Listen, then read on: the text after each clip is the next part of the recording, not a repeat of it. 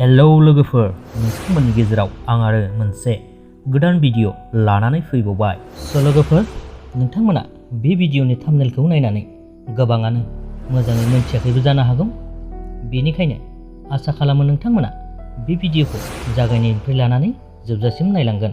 अब्लासो नोंथांमोना मोनथिनानै मोनगोन आं मानि सायाव भिडिअ लाबोदों। लोगोफोर, बे भिडिअआनो जादों जौगाफुनाय फावखुंगुर बिबेक गयारी आरो मुंदांखा फावखुंग्रि फुजा मुसाहारि बिथांमोननि जयै फाव खालामनाय मोनसे गोदान बड' मिउजिक भिडिअ नुनो मोनलायसिगोन आरोना। लोगोफोर, बे भिडिअनि टाइटेलानो जादों नोंजोंनो। बे मिउजिक भिडिअखौ प्रडिउस खालामदों पारुल भराली बिथाङा। बे मिउजिक भिडिअनि डाइरेक्टरानो जादों लोगोफोर बिथां राजा नार्जारी। लोगोसेनो DOP आरो एडिटराव दङ बिथां अरुप गयारी। लोगोफोर, बे मिउजिक भिडिअखौ लेहेर फिल्म प्रडाक्शननि गेजेरजों थाबैनो नुनो मोनसिगोन।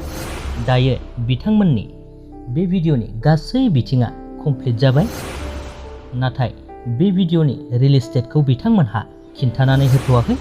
बेनिखायनो नोंथांमोनहा बे मिउजिक भिडिअखौ नायनो थाखाय साननैसो नेथ'दो। लोगोफोर, बिथांमोननि बे मिउजिक भिडिअआनो मोनसे इमोशनेल लाभ स्ट'रि जागोन आरोना। बेनिखायनो आसा खालामो बिथांमोननि बे भिडिअखौ नायनो थाखाय नेनानै थागोन होननानै। लोगोफोर, बेजों लोगोसेनो बे मिउजिक भिडिअनि आपडेटखौबो बेखिनियावनो दोनथ'बाय। आसा खालामो नोंथांमोना जुदि भिडिअखौ मोजां मोनदोंब्ला लाइक खालामदो। लोगोसेनो चेनेलाव गोदानब्ला अन्नानै चेनेलखौ साबस्क्राइब खालामदो। गोजोन्थों।